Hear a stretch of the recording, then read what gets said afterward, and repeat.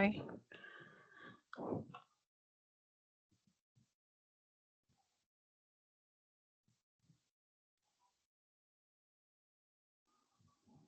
Start recording. Start sharing. Ay, ito.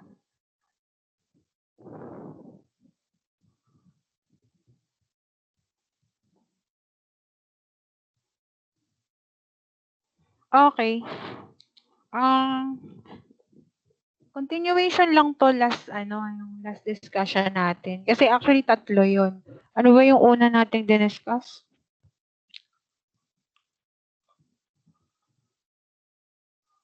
Ito lang. So, yung first discussion natin ng joint venture, neither of the venture have a complete set of books. Tatlo kasi yun, guys. So, ang discussion naman natin ngayon is yung pangalawa. When a separate set of books are used. And yung last discussion natin about joint venture is yung when no separate set of books are kept. So, lahat ng journal entries related to those books kineme na ganun is i-discuss natin kasi part siya ng joint venture. Okay? So, I already discussed the concept of joint venture pero meron pala akong nakalimutang i-discuss last time, yung three forms of a joint venture. Okay, isaglit lang natin yung discussion ng three forms of joint ventures. So, joint ventures daw takes many different forms and structures, specifically these three forms of joint venture. So, i-differentiate natin yung tatlo. Isa-isayin natin sila, okay? Una, yung jointly controlled operation. So, ang titingnan mo lang dyan, guys, yung last word. So, operation, assets, and entities para hindi ka maligaw. So, pag sinabi mong jointly controlled operations, ibig sabihin, ang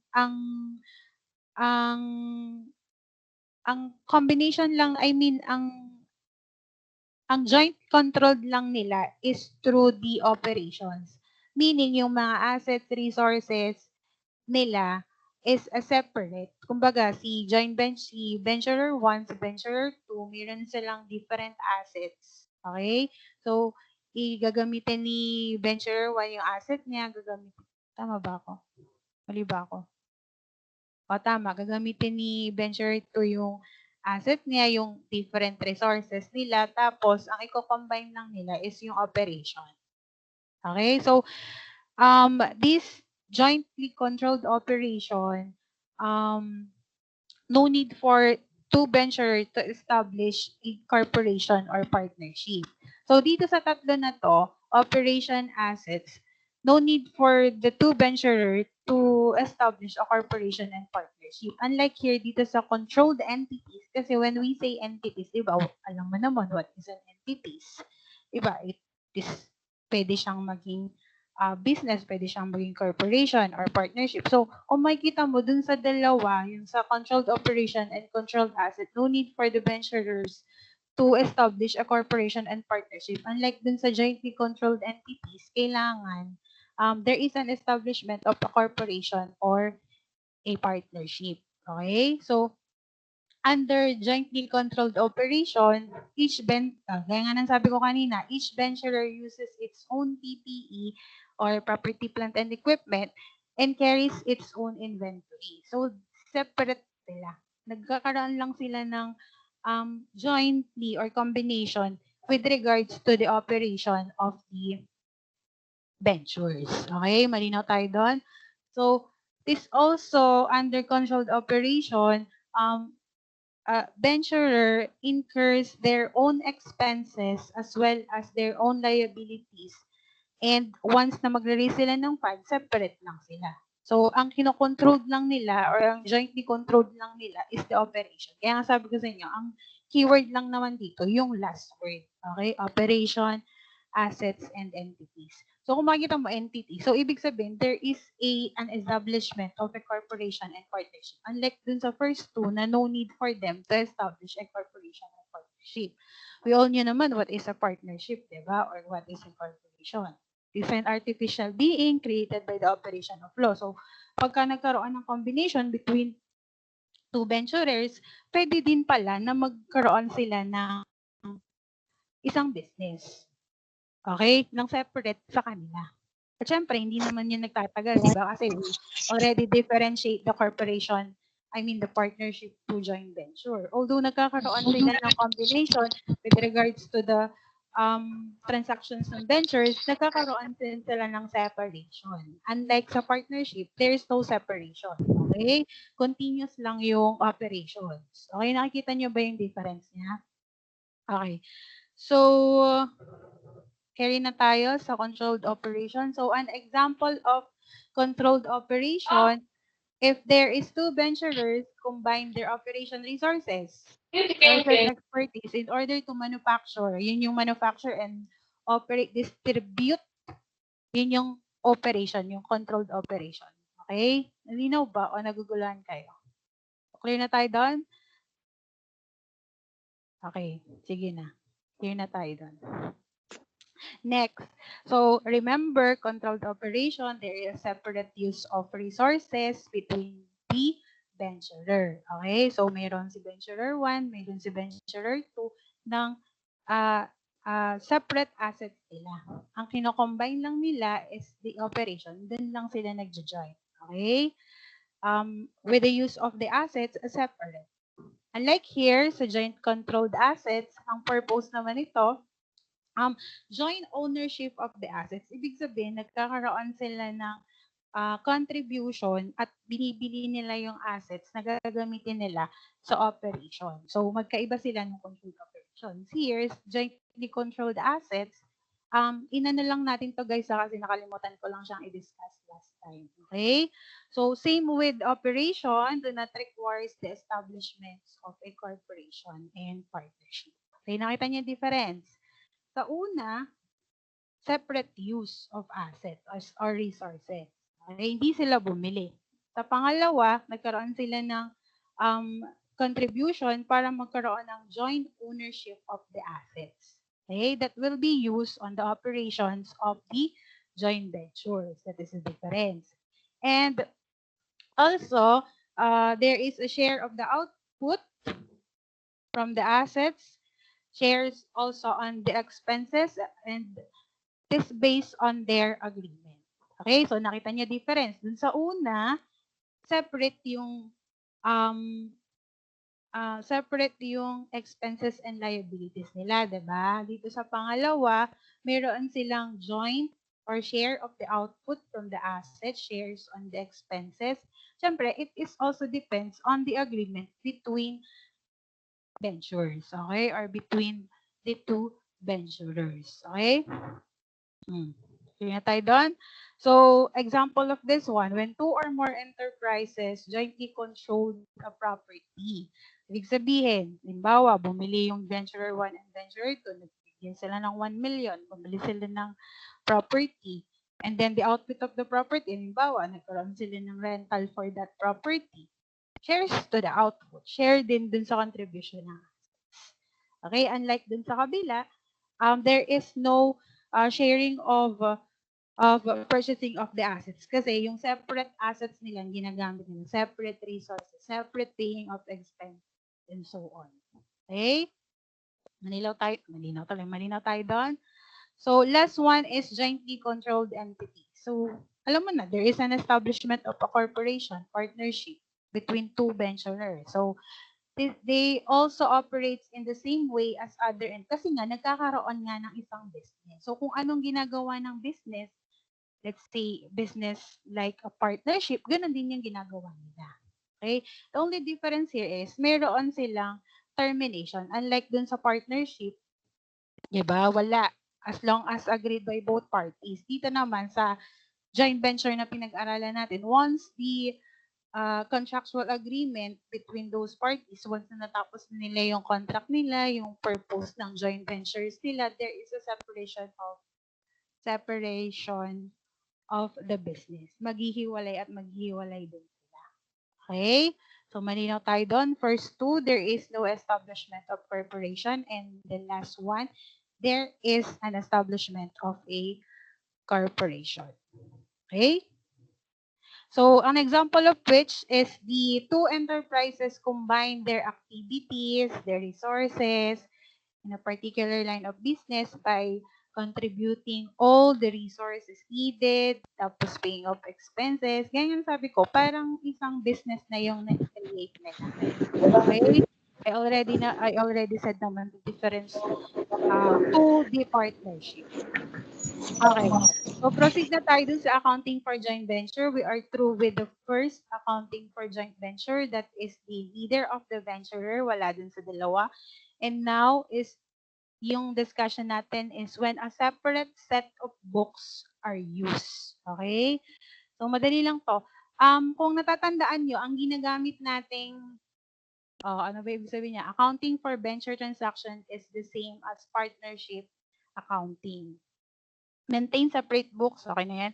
So, natatandaan nyo ba yung ginamit nating account dun sa first accounting for joint venture natin? So, ang ginagamit ng nating account dun is the joint venture account, di ba? Wala nang other account na ginagamit.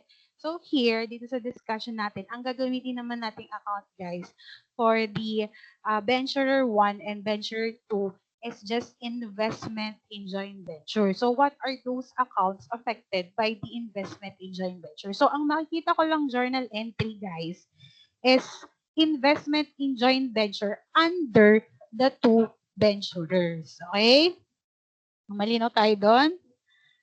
So, yun lang ang makikita kong journal entry sa inyo under the books of the venturer. Pero, magkakaroon tayo ng journal entry sa books of joint venture, guys, using the partnership accounting. So, paano yun? Kung ano yung transactions, kung ano yung journal entry that we are using under partnership accounting, yun ang gagamitin nating entry under the books of joint venture. Okay? So, ilang books yung gagamitin natin? Tatlo, kasi separate set of books are used, di ba? So, first is the books of joint venture, yung combination na nila, and the last two is the books of venturer 1 and books of venturer 2. So, inuulit ko, ang makikita lang natin na journal entry sa books of venturer 1 and venturer 2 or books of venturers is just investment in joint venture. Okay? Or pwede ring maging income from joint venture once the profit is being contributed among the venturers. Okay? So sa huli lang natin magagamit ang income from joint venture. Kailangan lang natin gamitin is investment in joint venture.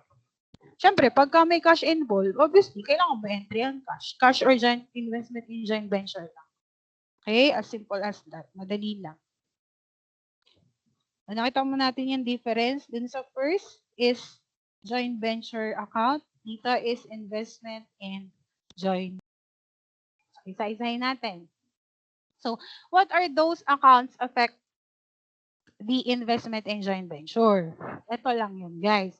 So, pag nakakita ka ng gantong transactions, let's say contribute, cash, ganyan, another, nag-contribute siya ng cash. Ito na lang 5 na to para hindi tayo magulo. So, if the transactions pertains to that 5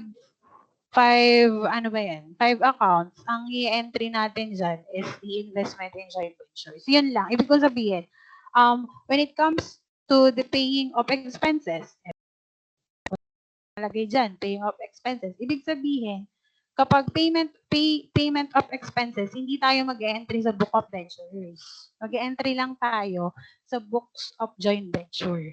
Okay? So, no entry for books of venturer. Instead, entry lang for joint ventures using the partnership accounting. Kasi yun, sabi natin kanina, di ba? Ang pag-entry daw ng joint venture sa joint venture books is same as the partnership accounting. So, kung paano natin ginagamit, kung paano tayo nag-journal entry under partnership accounting, ganun din gagawin natin sa books of joint venture.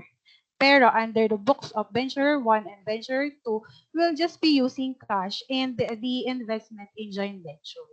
So, meaning pala ma'am, lahat lang ng cash or lahat siguro lang ng transactions na may cash, investment, withdrawals, and so on. Doon lang tayo mag-entry sa dun sa two books. Yes, ganun nga. Okay, mamaya makikita naman natin. So, same example tayo dun sa una. Okay? Mali na naman to. Nakuha na naman natin yung last time. So, okay, same transactions. Hindi na natin babasahin yan para makatapos tayo at tayo makapag-rest. So, prepare the journal entries that would be made on the books of joint venture, books of Antonio, books of Benito. So, Antonio and Benito is our venture. So, tatlong books ang gagawin natin or tatlong journal entry ang gagawin natin. Joint venture, books of Antonio, and books of Benito. And last requirement is show the distribution of profit to Antonio and Benito. Siyempre, at the end of the agreement, magkakaroon sila ng share of profit. Lahat ng remaining na profit na matitira, kailangan nilang i-distribute among the two venturers. Okay, same with yung ginawa natin last time. Okay, let's start. So, yung first transaction natin, guys, is saan ba? Benito transferred cash to Antonio amounting to 70. Antonio purchased merchandise, 200, and paying 80, and the balance in account. So, under the books of joint venture, cash, Benito capital, and investment in joint venture. Cash. Actually, dalawang entry yan. Kasi nagkaroon ng transfer of cash to Antonio from Benito to Antonio. Okay? So, ito entry natin. Okay? Malinaw ba? Kitang-kita, diba? So, ito yung next entry. Yung pinurchase ni Antonio. O, purchase. Affected lang si Antonio, diba? So, kung makikita mo, same entry ang ginagamit natin under partnership account. Ganyan yun, diba? Okay. So, next. Paid various expenses totaling to 30,000. So, nagkaroon tayo ng entry under books of joint venture, pero hindi tayo nagkaroon ng entry under books of Antonio and books of Benito. Kasi nga, sabi natin, ito lang yung affected ng investment in joint venture. So, those transactions lang na related to this, yun lang ang kailangan nating kunin para magkaroon tayo ng entry sa books of two venture. Okay? Pero syempre, under books of joint venture, all transactions should be recorded. Regardless kung affected ba tong investment in joint venture or not. Okay, malinaw tayo doon. So, ano pa? Okay. So, Antonio and Benito may total sales. So, what would be our entry there? Makikita mo naman to later, pagka na-view mo yung PowerPoint, pwede nyo pag-aralan yan mamaya. So, capital, 158 and sales, 352. Okay. Tama. Kasi pumasok sa account nila, no? Okay? Yan yung entry natin. So, expenses, hindi affected yung dalawang books of Antonio and Benito. So, wala tayong entry. I think purchase return to. Accounts payable, purchase return. Settlement of the balance. Okay? So, Antonio capital and ito lang entry natin kay books of Antonio. Kung nabibilisan kayo at hindi malinaw sa inyo, pwede naman kayo magtanong. Madali lang naman ang journal entry, di ba? Kayang-kaya natin yan. So, yung October 16, tapos na tayo, no? Antonio returned the unsold, the balance of the account, tapos na. The participants made settlement between themselves. So, this is our last entry. Ito yung settlement. Tama ba? Over 16. Okay, ito yung settlement. Ito yung accounts payable na kulang. And then, ito yung settlement. Paano po ba yan nakuha? So, ba't di kayo nagtatanong kung paano natin nakuha yan? Okay? Kita nyo ba? So, ang sabi, sales 353. Tama ba? 352 sales natin. Na-close lang natin, guys, yung parang gumawa tayo ng, hindi ko na kasi pinakita kasi madali namang intindihin. Parang gumawa tayo ng income statement, guys. ang basis natin yung all transactions na nangyari. Okay? Para ma-identify natin kung magkano yung profit that would be shared by the two venturers. So after mo naman lahat magawa yung mga transactions, ang last transactions mo na is yung malaman kung magkano yung profit na kailangang hatiin ng dalawang venturers. Okay? Ito siguro yung participant make settlement between themselves. Okay. So, mag-T account ka lang, pwede ka rin gumawa ng income statement. Bahala ka na kung anong gusto mo. And then close lang natin, diba? So, yung 126, that is the profit that will be shared by the two venturer, Antonio and Benito. Paano yun kinuha?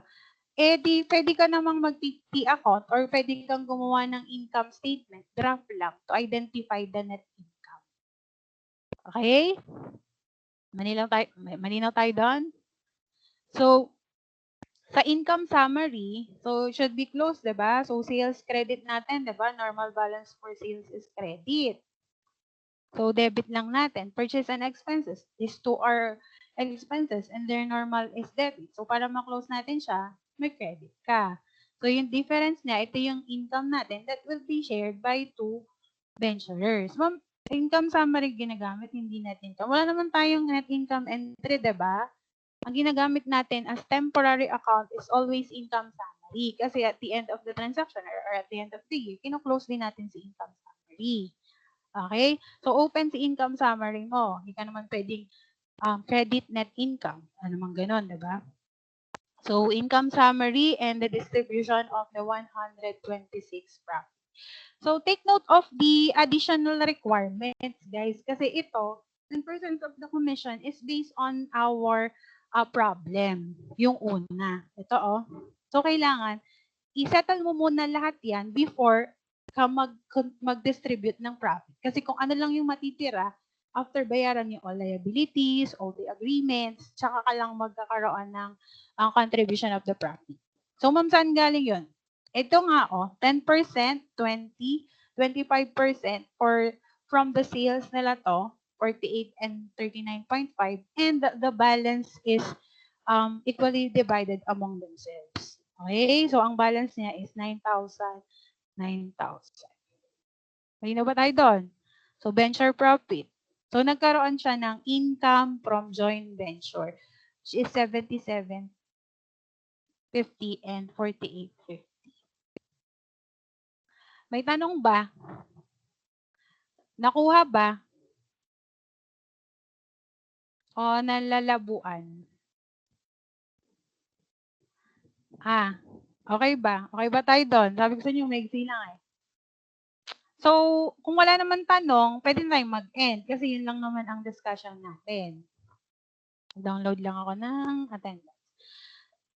Malinaw? So, tandaan nyo lang, ang pinakang kilang kasi dito, guys, yung accounts affected by investment of joint venture. Tama ba? Ayun. Ito. Tandaan mo lang yung 5 na affected accounts under investment in joint venture. Kasi doon ma-identify kung kailan ka mag-e-entry kay books of two venturer. Okay? So, remember, ang entry natin under books of joint venture is same with the partnership accounting. So, kung ano ang ginagawa natin dun sa commercial accounting, partnership accounting, ganun din ang magiging journal entry natin sa books of joint venture. Okay? The difference nga lang, all those expenses and other things that doesn't affect the investment in joint venture account, hindi mo yan i-entry kay books of two venturer. Okay? Kasi na-identify naman kung ano yung mga accounts lang na affected. At the moment na nagkaroon ng adjustment between those investment in joint venture, dun ka lang mag-e-entry kay books of two venturer. Okay na? So, the difference here, dun sa first natin, joint venture account na ginagamit natin dun sa kabila. Diba? Dito, sa pangalawa, when a separate set of books ang ginagamit under books of joint venture, inuulit natin, is based on the commercial or partnership accounting. And the journal entry under books of two venturer mag-entry ka lang if the investment in joint venture affects. Oo, tama. Okay. Transactions that affect the investment in joint venture account. Okay? So ano? May question ba? May message. Wala pala. Ano? Kung wala na, gusto nyo mag-continue na tayo dun sa isa? Or separate gusto nyo?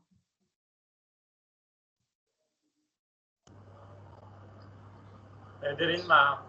Agree ba kayo para continuous tayo? Para saglit lang naman kasi din yung isa. Kasi pwede nyo namang i-research yun. Hindi naman kasi ako pwedeng mag-discuss ng topics. Kasi yung manual of new government accounting naman, downloadable naman yun sa internet. So kung may mga topics tayo o discussion na hindi malinaw sa inyo, yung pinakang manual, pwede nyo naman yung i-download. Ando naman na yun lahat. Kumbaga, fourth year naman na kayo, binabrowse-browse na lang natin and then explain na lang natin unti-unti. Pero downloadable naman yun kasi open naman yun sa public. So, pwede nyo siyang i-download. Ang topic lang naman kasi natin ngayon under the government accounting, continuation pa rin naman. Pero ito is the income and collections and deposit system, kung paano i-journal entry ni government yon. So, kung i-continue natin to, continue na natin, ha? Para mabilis. May tanong lang ako, mag-e-end ba, mag-automatic end ba to? Once na makatapos na yung 1 hour? Kasi baka mag-exceed tayo, ang mangyari, maputo lang tayo. Ano ba yun? Paano ba yun? Hindi ko kasi alam. Pag nag-exceed ba ng 1 hour, continuous pa rin yung yung videos? I mean, itong natin, itong Teams natin. Na-try nyo na ba yun? Pag nag-overtime kayo sa ibang subject? Continuous naman siya. Opo, continuous. Hindi niyo po ba ako narinig? Kanina pa ako nagsasalita. Hindi kita narinig. Bago lang kita narinig. Okay po. Continuous po yan, ma'am, hanggang ano. Kahit mag-exceed ng 1 hour. Opo. Yes, Okay, ma'am. sige. Balik tayo sa 9:15. O yun naman pala, pwede pala natin gawin yun para hindi sayang yung mga data, diba? Pag ano. O Yes. sige, continue tayo. So, paano nga pala? Wait lang. Dami ko kasing open. Nawala na si ma'am. Wala na ako. Ang dami ko kasing accounting, 4 kasi accounting. Hindi na ako mag-a-accept ng part-time ngayon. Nahihilo na ako. Iba na yung ano ko. Kung saan-saan ko na siya napopost. Nag-transfer na kayo, ma'am. Nagbitaw na nga ako ng masteral kasi nalilito na ako. Dami kasing work ngayon kasi year-end. Bilang accounting people, alam nyo naman kapag year-end, mga report yan. Lahat ng transactions, kailangan Si ma'am. lahat ng transactions, especially government transactions, kailangan lahat yan, ma-close na yan before mag-end ng ano. Kasi di ba napag-aralan naman natin na at every end of the quarter, nagkakaroon ng reversion ng budget ni government. Napaka-timely nun sa atin kasi tayo ay, ang subject natin is government accounting. So, ganun yun. So, kapag ganitong season, ang nangyayari, maaga pa lang, nagsasarado na ng libro. Second week of December pa lang, kailangan mag-close. Ayun yung tina-target namin na second week of December, dapat close na yung books. Kasi nga, di ba, holiday season. At hindi naman natin maaano yung bangko kasi may sarili silang time. Hindi mag-a-adjust ang bangko sa atin. Okay? So as much as possible kami under government, katulad ko, ako na nagsiset kasi diskarte mo na yan para kung saan ka hindi mahihirapan. So gaya ko, second week, ang tinarget ko sa school, nag-post ako sa school namin na target closing of books ko is December 18. So lahat ng transactions dapat ma-forward na sa akin for payment. Kasi obligate ko pa yun. Kaya ang ginagawa natin, di ba? Before ka mag-disburse, there is an obligation. Okay? So, hindi ka pwedeng mag-disburse. And, ito din yung critical time, guys. Kasi dito namin kinocompute yung appropriations allotment. Yung pinag-aralan natin, di ba? Pag wala ng allotment, hindi ka na pwedeng mag-disperse. So, kung ano na lang yung matitirang allotment mo for the whole year, kung 100,000 na lang yan at 1 million pa ang pera namin, hindi ko na yun pwedeng gamitin. Ito nga yung pinaka-critical. Kasi once na mag-exceed yun, patay ako. Okay? Patay ako dun. Kasi dapat, sa batas, hindi ka pwedeng mag-disperse unless wala ka ng allotments and appropriations. Discuss natin yan, di ba? And it's applicable Yes, ma'am. during this time. Okay? So, ang topic natin is the income collections and deposits system. Yun lang. Tapos na. Charot. Okay. Ito lang naman, ang ipapakita ko lang naman kasi dito on how to deposit all the money ng government. Paano ba i-deposit? What are those journal entries na kailangan nating ibigay? Take note of those journal entries kasi babanggitin ko lang yan. Hindi ko na nailagay sa PowerPoint. Dami kasi. So, technique, take note of those journal entries. Kung ayaw mo namang i-take down notes yon, pwede kang mag-research sa internet, pwede mo yung i-research. Pero lahat ng journal entries dapat is based on the UACS natin, Unified Accounting Code System. Hindi tayo pwede mag-invento, no? So, yung problem natin, mamaya, hindi ka pwede mag-invento ng journal entry mo, account title mo. Kailangan i-research mo yung account title mo. Okay? I-research mo yon sa NGAC, NGAS pala, or the manual and gas. So, sources of income and collections. Na-discuss na natin to, diba? Kung natatandaan nyo.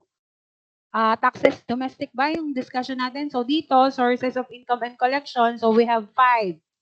Taxes, operating service income, grants and donations, borrowings, and miscellaneous receipts. So, alam mo nyo na ba ang pagkakaiba-iba niyang lahat ng yan? So, sa taxes, di ba, it pertains to individual and the corporation taxes, business taxes, property taxes, taxes on goods and services, fine and penalties. Those are the sources of income under taxes. Okay? So, ma'am, paano sa operating and service income? So, it depends on the government agencies, kung anong classic government agencies ka. Kung ikaw ay PRC, what are the operating and service income? O, syempre, itong sinasabi nating operating and service income, those are income pertaining to their operation. Kaya nga, it depends on the government agencies. Okay? So, example natin, kung ikaw ay PRC, paano ka nagkakaroon ng service and operating income dyan? Licensing, 'di ba? So example pa, paano kung ikaw ay hospital? Let's say you are in hospital, so baka nagkakaroon ng operating and service income. O dun sa mga payments ng mga patient. Okay? So operating and service income, it depends on the classes or the kinds of government agencies. Kasi hindi yan same. Magkakaiba yan. Okay? So, grants and donations. Alam mo naman what are those grants and donations? Hindi natin di-discuss yan. Borrowings, we already discussed those things. So, hindi na rin. Kasi, na-discuss na nga natin yung domestic and may domestic and international borrowings pa nga tayong discuss before, di ba? As part of government revenue. Yun din naman yun. And what are those miscellaneous receipts or income? These miscellaneous receipts are based on the miscellaneous transactions. Ano ba pag sinabi natin miscellaneous? Diba ito yung mga maliliit na amount? Diba? Tama ba? Miscellaneous receipts ba yun? Or miscellaneous expenses, diba? I-relate mo siya sa miscellaneous expenses natin under the commercial accounting. What are those miscellaneous expenses, diba? Ito yung mga small amounts ba? Tama ba ako? Na hindi part ng regular transactions ng isang business. Okay. So, in terms dito sa government, ang sources ng miscellaneous receipts is the miscellaneous transactions. Ito yung mga transactions that are unique, hindi siya part ng operating. Kumbaga, hindi ito common na ginagawa or hindi common na income na government. Hindi common operating and service income na lang para hindi tayo malito. So, these are transactions that are unique and not part of an ordinary or operating course of the government transactions. Ang example of which is, halimbawa, nagkaroon ng cash overage si collecting officers. Pwedeng namali siya ng sukli. eh hindi mo naman pwedeng ibulsa yun. Kasi may part na may receipt yun. Pwedeng magkaroon ng receipt. Cash overage, pwede yung part ng miscellaneous receipts or miscellaneous income. Refund. Halimbawa, nagkaroon tayo ng overpayment. Tapos nagkaroon tayo ng refund. Pwede din yun. Okay? So ano pa? Meron ding settlement of disallowances. Paano po yung sa settlement of disallowance? Guys, kasi pagka mali ang disburse mo sa government, kino-COA yan, diba? Chine-check ni COA yan. So pag nakita ni COA na, oh, hindi ka pwedeng magbayad dito kasi incomplete documents ka, nabayaran mo na. Nag-create si Commission on Audit ng disallowances. Ano yung disallowances, ma'am? Again, example natin, settlement of disallowances. Ito yung binabalik ni employees yung pera kasi mali yung way of disbursing niya. Okay? So, halimbawa, binayaran ako ng agency namin ng 10,000. Nakita nila na hindi tama yung transactions. I mean, the attachment is incomplete, hindi ito pwede kasi hindi to part ng, hindi allowed to ni Commission on Audit, na-check ni auditor yon. Ang nangyari, nag-issue ng disallowances. So, yung settlement for that disallowances, pwedeng maging part ng miscellaneous income or miscellaneous revenue. Okay tayo doon? So, ito lang guys, is based on the miscellaneous transactions. Yung mga transactions na hindi normally nangyayari sa isang government agency. That would be part of your miscellaneous receipts. So, paano yung mga nire-records yan? Mamaya i-discuss natin isa-isa. Okay? So, malinaw tayo doon. So, there are 3 methods of accounting for income. Accrual, modified accrual, and cash basis. So, ginagamit pala yan, ma'am, lahat sa government. Pwedeng gamitin. Okay? Depende nga sa transactions. So, methods of accounting for income. Alam mo naman, what is an accrual, diba? Paano natin ito ginagawa? Same with the accrual basis of accounting. When income is realized, regardless kung nagkaroon ka ng payment, it should be recorded. That is accrual method. Kung sino hindi nakakaalam niyan, wala na akong magagawa. Pero bilang fourth-year students, talaga namang dapat alam mo what is an accrual basis of accounting, diba? So regardless of the payment, should be recorded. That is accrual method. Okay, so paano ang entry natin doon? For example, ano example natin doon? Halimbawa, nagkaroon ka ng services, nag-rendered ka ng services. Ka naman binayaran. I-record mo ba yon? Yes or no? Siyempre, yes, i-record mo nga. Accrual nga tayo eh. Regardless, nagkaroon ng cash receipts, kailangan mo pa rin yung i-record. So, ano magiging entry mo for that? Mag-debit ka ng mga receivables and credit sales. Okay? So, that is accrual method. Di, ituloy na natin yung cash basis. Paano yung cash basis? O kapag nagkaroon ng payment receipt, diba? Cash basis. O what would be your entry kapag nagkaroon ng services render? Debit, cash, credit, sales. Simple as that. Okay? Ma'am, paano naman po yung modified? Dito naman sa modified accrual, guys, ginagamitan natin to ng deferred accounts. Sinong di nakakaalam ng deferred, babalik sa basic accounting. So, no need for us to discuss deferred kasi alam naman natin what is deferred, diba? Under modified accrual, so we will be using your deferred accounts or let's say, yung same example natin, deferred revenue. Diba? Nagkaroon ng services rendered. Modified accrual lang gagamitin mo.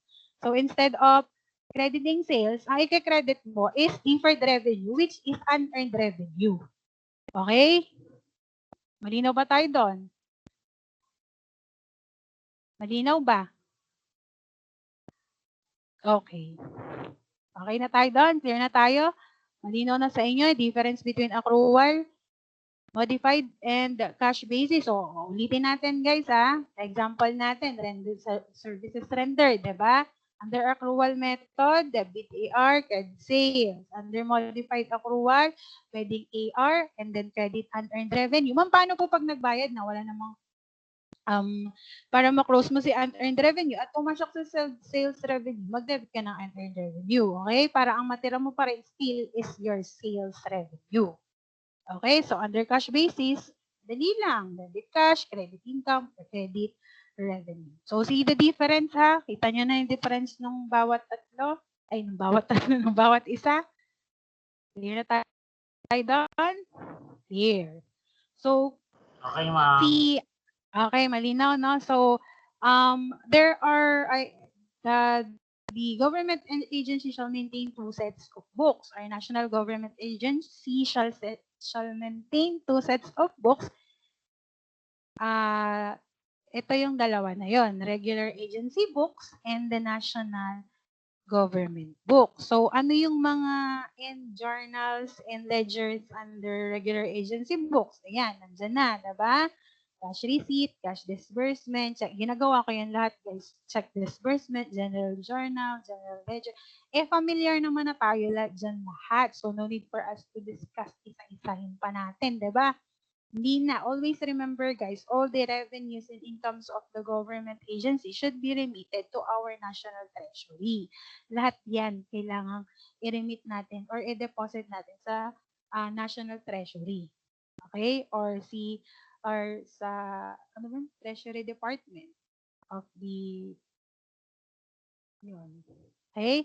So, dalawa. Differentiate natin.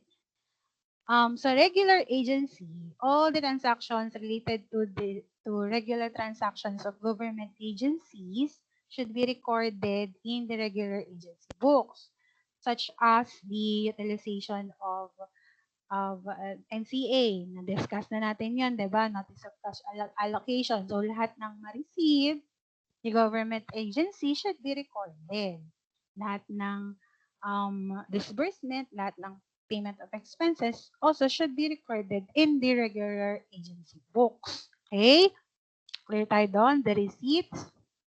So, ito naman, these shall be used, national government, used to record collections, which the agency cannot use but are required to remit to the Bureau of Treasury or National Treasury.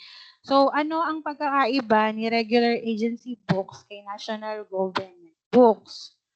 Okay? So, kay regular agency books, all the regular transactions ang i-record dito. Lahat ng income from national government, payment of expenses, all those things should be recorded in regular agency books.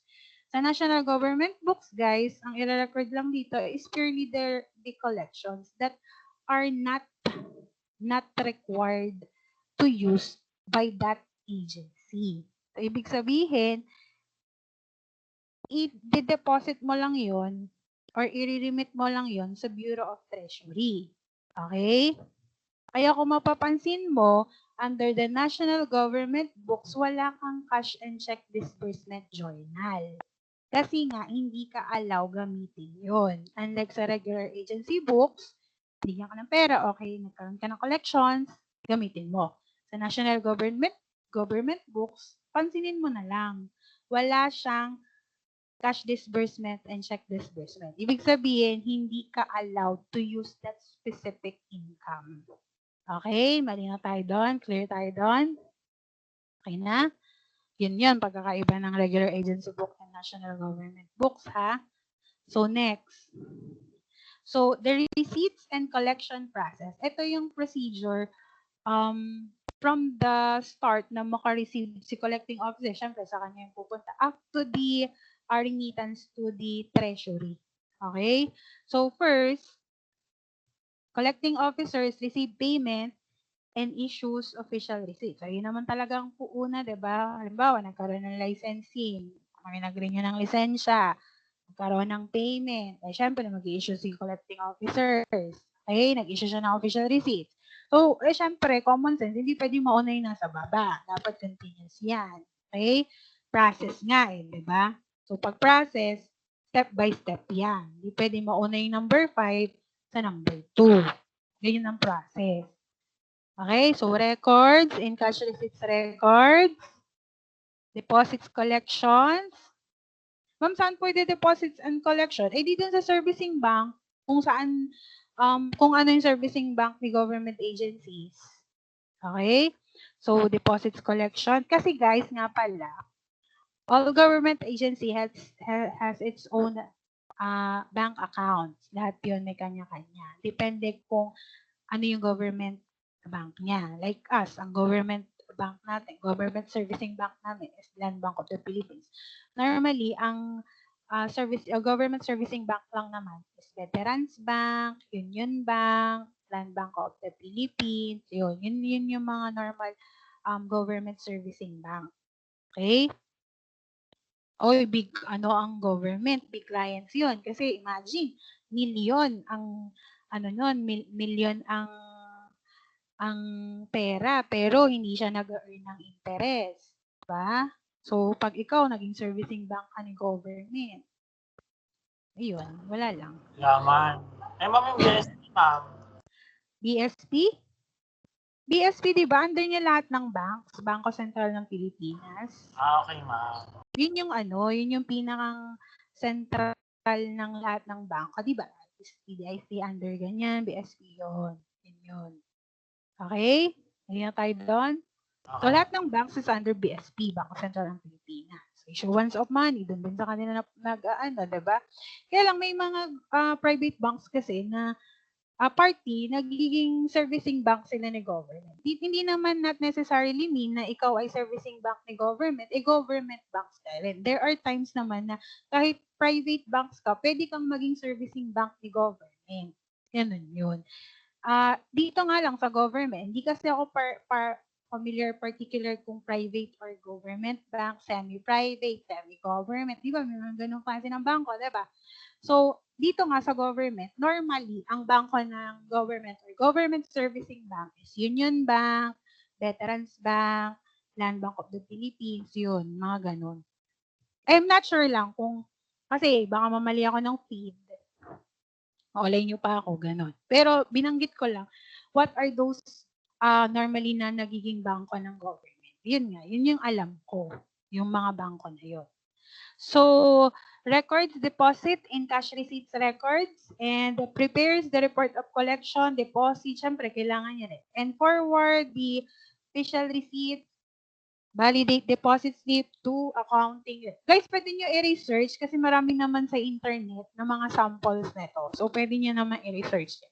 Ano lang naman kasi tayo, parang draft lang, parang para lang madali naman na yan para sa inyo. Syempre, para magkaroon lang tayo ng formal discussions. Actually, pwede nga, hindi ko na yan ituro. Basahin nyo na lang yan dun sa government manuals. Ando naman yan lahat. So, for the sake of discussions, discuss natin. Pero, madali lang kasi yan. Kayang-kaya nyo yan. Basahin nyo lang yan. May mga bata lang kasi natamad magbasa. Pero, kung babasahin mo lang, maintindihan mo naman yan eh. Downloadable naman yun. So, ma'am, bakit binibigyan ng copy ang accounting yun? Eh, sino ba magjo-journal entry? Di ba, accounting? Sa accounting nagmumula ang mga di ba? So, all transactions should be known by or should be advised to the accounting units of the government. Okay, or government. Ako nga, sa amin, ako na accounting unit, ako pang budget unit, ang baba naman ng sweldo. Anyway, wala lang, sabi ko lang. So, accounting unit prepares the journal entry vouch and records in the cash receipts journal. Tapos, ang receipts and collection process. Nasan po yung deposits to NP? Wala pa. Kasi nga, pwedeng gamitin muna or pwedeng hindi na. Okay? Mamaya, pakita natin yung journal entry. Ano? Pero syempre, nag-prepare siya ng journal entry voucher. Yan. And records in the cash receipts journal. Iba kasi guys, yung dinideposit mo siya dun sa agency bank, iba pa yung dinideposit mo siya dun sa National Treasury. Iba pa yun, magkaiba yun. Kasi nga sabi ko, mayroong bangko ang bawat government. Iba pa yun. Kasi nagkaroon sila ng bangko para yung mga transactions nila, di ba? Doon. Iba pa yung i-deposit natin yun sa National Treasury. Magkaiba yun. Baka malito kayo. Kasi baka mamaya, ang iniisip nyo deposit dito, ay dineposit na yun sa National Treasury. No, hindi. Sasabihin naman yan eh. Deposit the remaining cash to the National Treasury. Okay? So here, ang sinasabi natin dito is yung hindi naman personal. Pwede na sabihin natin ng personal bank account ni government agencies. Oh, not personal, pero yun yung account ni government agency. Okay? That is different to the account of National Treasury. Separate account yun. Okay? Malinaw tayo doon? So, types of collection as, wait lang. Saan na ba tayo? Types of collection as to the authority to use. So, say natin ha. Dito na papasok yung mga journal entries natin. So, without authority to use, ibig sabihin, nagkaroon ka ng collections, pero you are not allowed to use that revenue collections. Ang gagawin mo dyan, directly deposit to National Treasury or sa Bureau of Treasury. Kaya nga, anong ginamit nating accounts?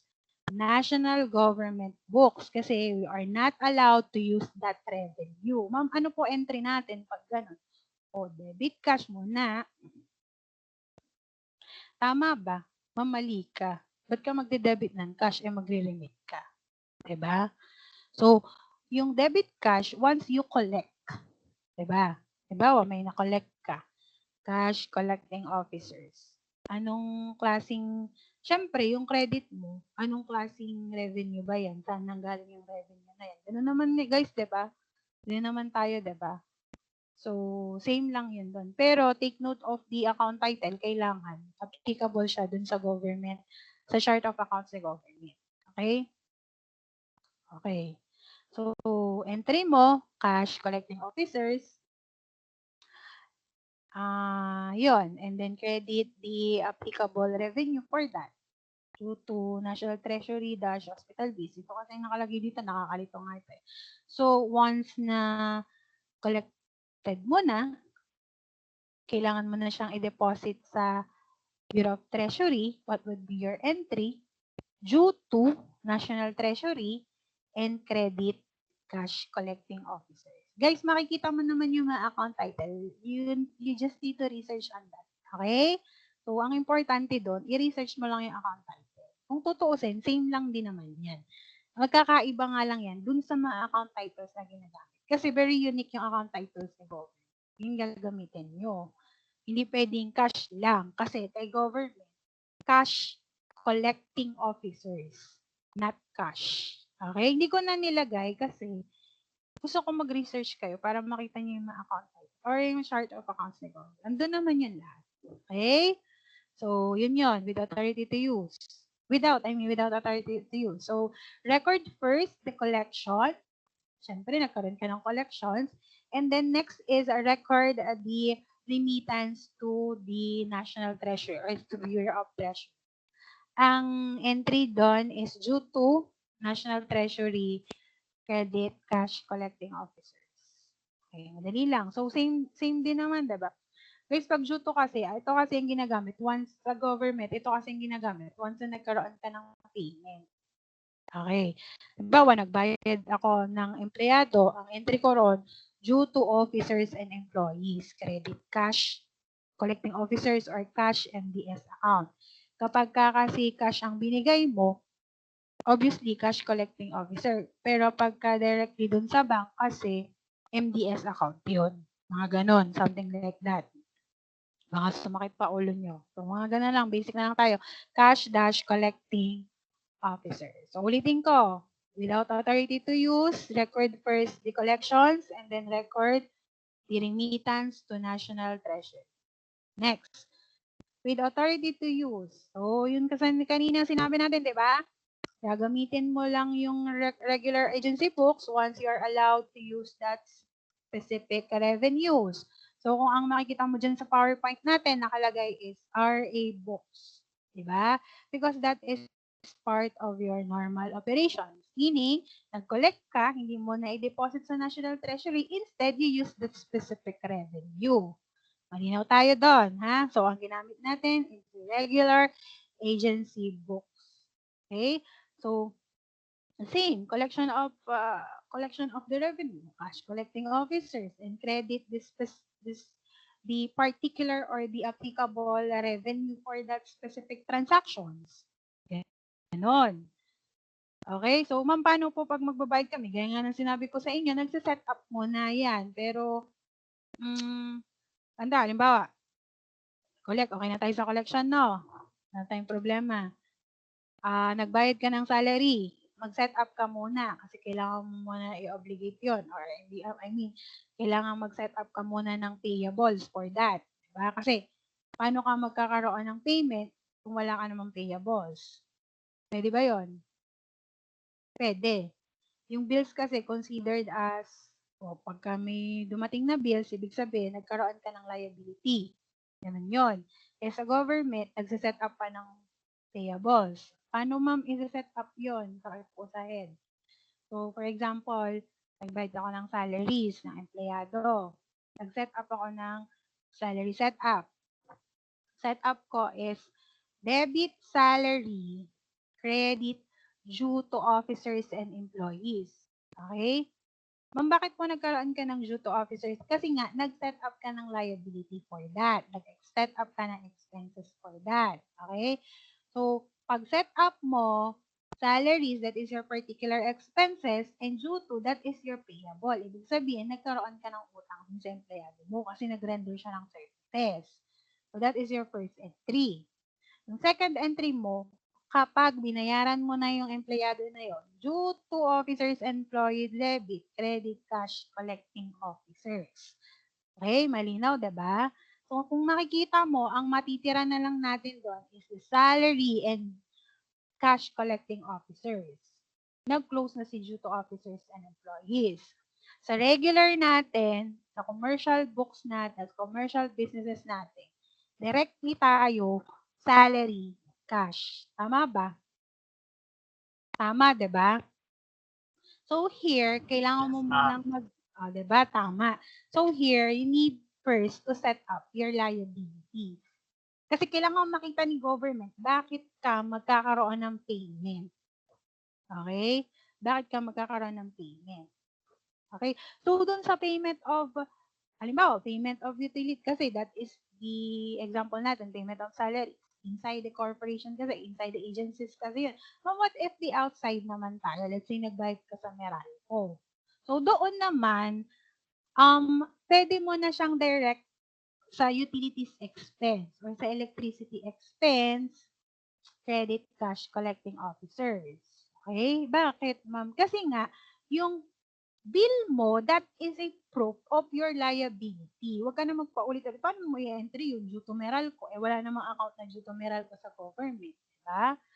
So, ganun yun. Kaya nga sinasabi ko sa inyo, be particular dun sa account title kasi may unique account title si government. Although some of the account titles naman, same lang din naman dun sa commercial accounting. So, nakita niyo ba yung difference? So, nagsiset up muna tayo ng liability.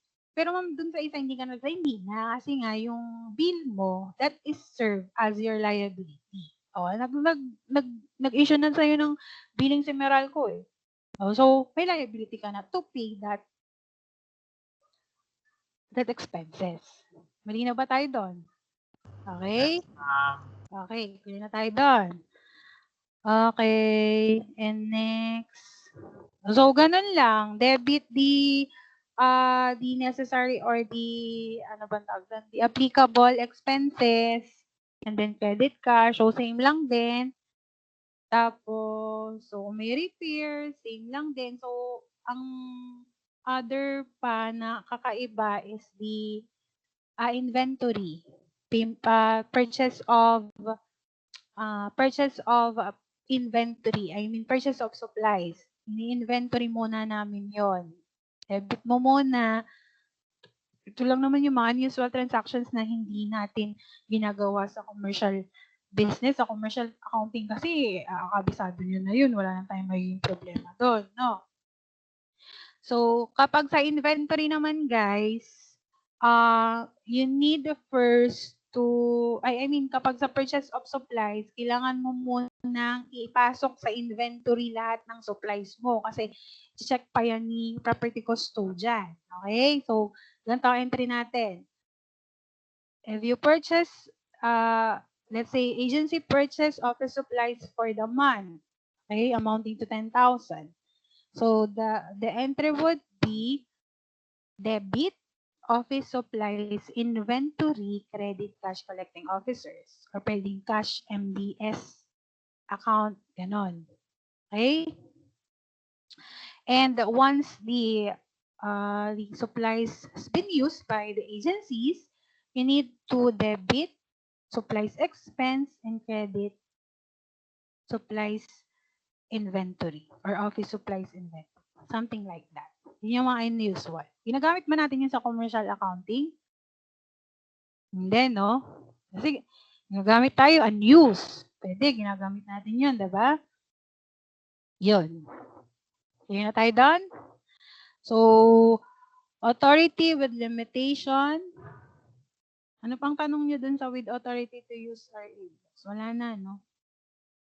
So, lahat lang ng mga unused cash, no, you need to deposit it to the National Treasury. Okay? Malinaw tayo doon. Yun lang naman yun eh. So, authority with limitation. So, recorded in the national government books and excess remitted to National Treasury. Meaning, eto guys, ang sinasabi dito, authority with limitations. Papasok dito yung mga expenses na, halimbawa, may mga seminars and convention fees. Halimbawa, si Department of Education, nagkaroon siya ng seminars, nagkaroon niya ng income, 'di ba? Kasi yung seminars expenses na binayaran ng mga participants, 'di ba? So, with limitation siya kasi ang kailangan mo lang bayaran is those expenses related to the seminar.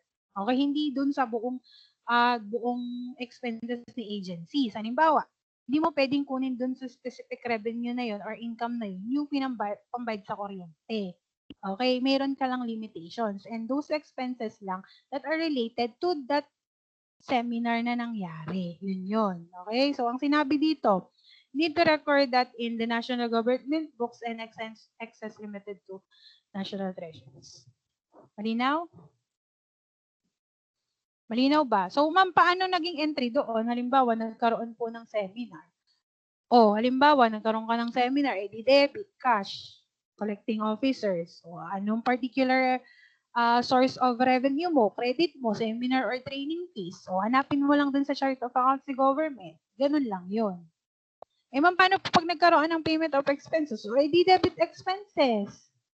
Expenses related to the seminar kasi nga limitations. Hanggang dun lang yun. And the remaining cash to that specific seminar should be remitted to National Treasury. Kasi hindi mo na yun pwedeng gamitin in your normal operation. Kasi nga, may limitation lang yung paggamit mo ng revenue na yun. Okay? Malinaw tayo doon? Okay. Okay. Ano pa? Due to National Treasury, cash. Kaya na tayo dito. Paano po pag magde-deposit ka sa National Treasury? Debit, due to National Treasury, credit, cash collecting officers. Kasi you need to set up a liability for that. Okay? Malinaw ba tayo doon? Ano? Malinaw ba? Okay, clear tayo doon. So, next na tayo is income from sale of equipment. Proceeds remitted to National Treasury. So, directly remitted to National Treasury, no need for the agency to use that specific income. Ano ma'am, ano po ba yung mga sale of equipment? Bakit po nagbebenta ng equipment ang government? Kasi guys, meron tayong mga tinatawag na obsolete na, 'di ba? Hindi yun tinatapon. Binebenta yun para maging income. So, yung mga non-serviceable, yung mga hindi na pwedeng gamitin mga equipment, diba? Mga obsolete na yan. Luma na. Ano example natin doon? Pwede yung mga sasakyan, ng mga pulis na mga hindi na ginagamit. Pwede yung mga machineries na reason ng mga schools na non-serviceable na. Wala nang pakinabang. Yun basta tinatapon ni government. Kasi, binibenta nila yun. At yun ang tinatawag nating income, other income. Okay? May example tayo na ito para makita nyo. Ha? Okay. Nasaan ba example? Yan. So, sale of, guys, pwede din yung mga yung mga, di ko kasi alam yung term na ko. Yung mga building na tinitibag na, yun, mga binibenta yun, para maging, source of income din siya. And it should be remitted directly to the National Treasury. Okay, yun yung dapat gawin. Ito, non-serviceable car with the following information. Cost niya, 500, accumulated sales price. Yan.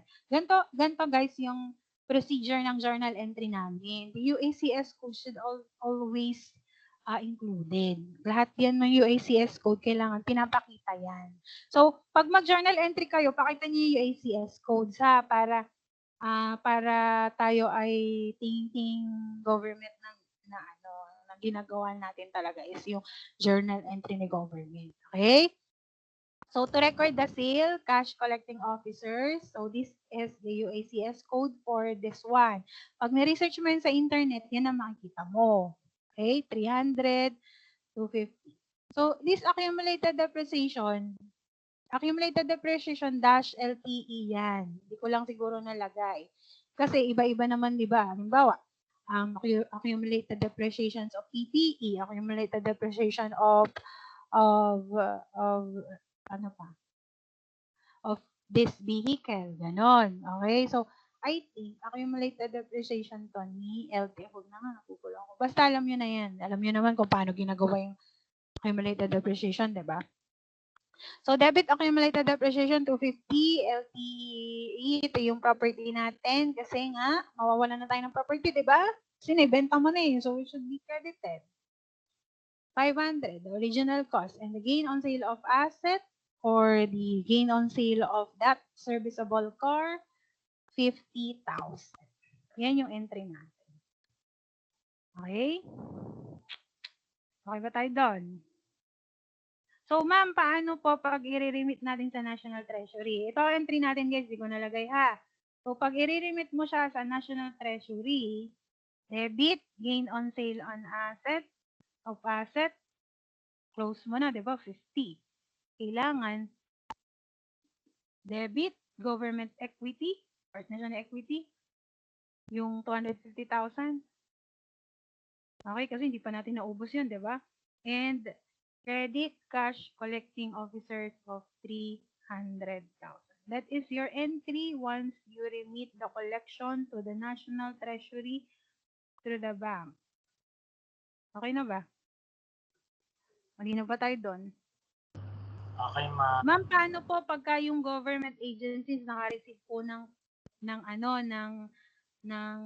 pondo sa DBM? Ano pong entry natin? Di ba pinakita na natin yung entry dati?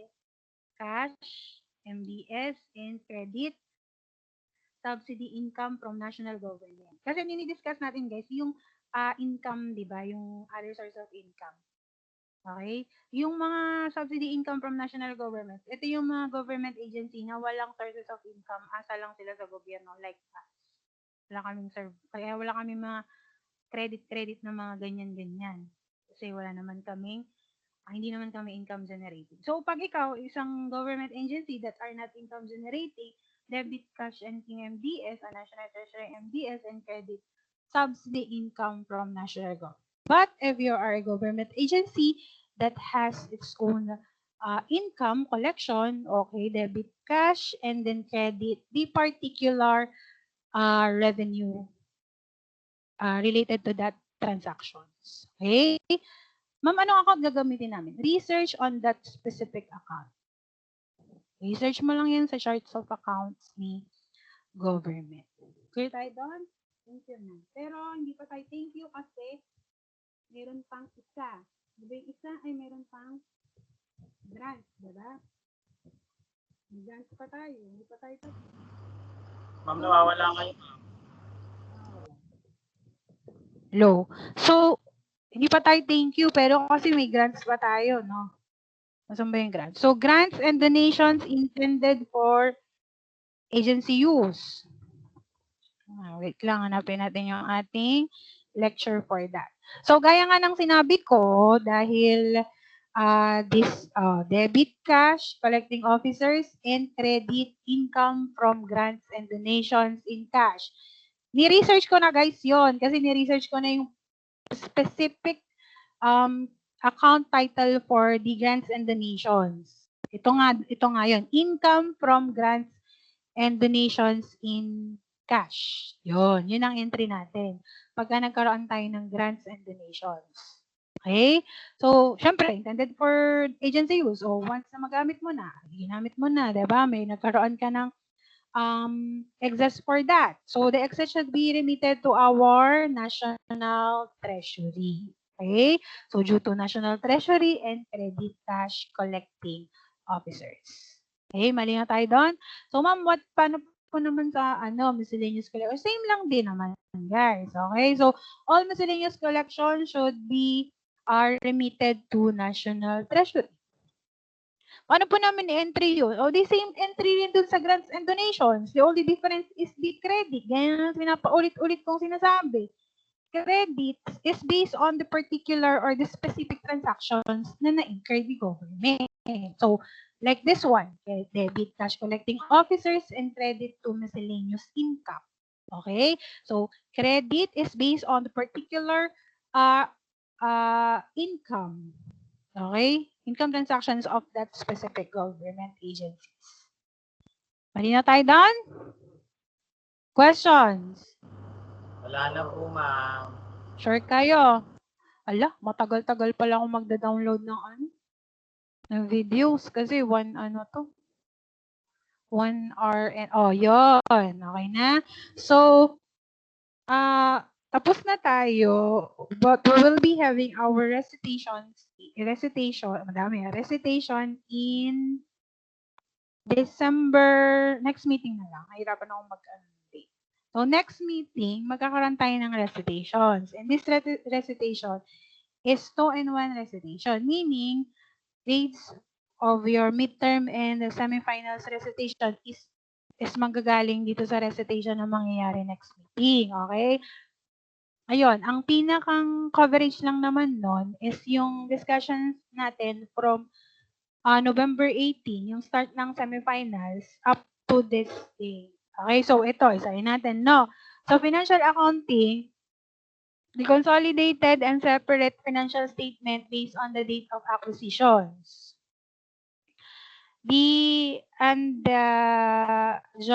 Joint venture 1 and joint venture 2. Dito, magkakaroon na lang ng groupings dito. Pero there is a time limit. Kasi recitation nga ito, diba? So, mayroon tayong time limit. Okay? So, under the government accounting naman, same procedure lang tayo. Okay? All the keywords, yung mga tandaan nyo lang yung mga important words, keywords na ginamit natin, and so on. So, ma'am, ano pong cover ng accounting for government natin?